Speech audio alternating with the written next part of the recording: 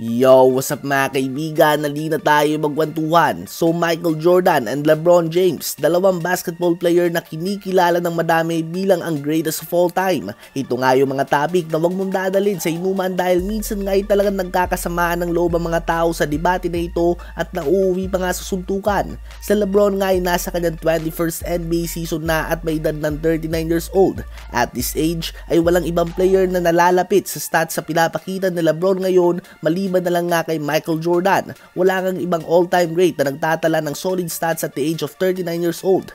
Kadalasan nga mga players sa ganitong edad ay malayo na sa kanilang prime. Madalas nga ay bangko na ito at inuulan ng injuries o kaya naman ay retired na ito. Ang ginawa nga ni Jordan at ginagawa ni LeBron ngayon at the age of 39 years old ay napaka-historic nga mga kaibigan.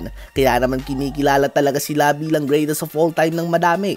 Yung final game nga ni Kobe na umiscore siya ng 60 points ay may edad na siya noon na 37 years old. At ako nga kahit idol ko talaga si Kobe, nakita naman natin na pagod na talaga siya sa game na yon dahil iba na nga talaga ang takbo ng resistensya mo kapag nagkakaedad na. Si Michael Jordan at the age of 38 to 39 years old ay nag-average siya ng 22.9 points, 5.7 rebounds, 5.2 assists, 1.4 steals, and 2.7 turnovers per game on 41% shooting sa field, 18.9% shooting sa 3-point line, at 79% naman sa free throws.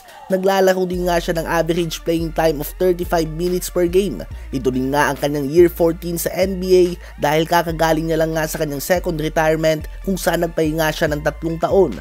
Habang si LeBron James naman at the same age ay nagtatala ng 24.9 points, 7.4 rebounds, 7.9 assists, 1.3 steals, and 3.3 turnovers per game on 52% shooting sa field, 39.8% sa 3 points, at 72.8% naman sa free throw line. Ito nga ang year 21 ni LeBron. Sa mga nagtataka kung paano ba nangyari na same age ngunit year 21 si LeBron at year 14 pa lang kay Jordan, ito nga ay dahil 4 na taon na naging pahinga ni Jordan sa kanyang 2 retirement at nag-aral din siya sa kolehiyo ng 3 taon habang si LeBron naman ay from high school ay nagdiretso na nga siya sa NBA.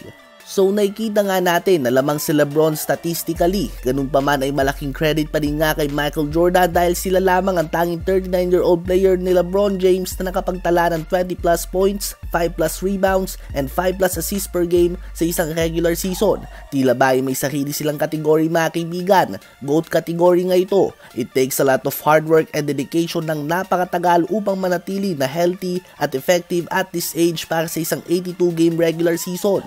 Ano ba ang masasabi nyo sa performance ng dalawang GOAT na ito sa edad na 39 years old?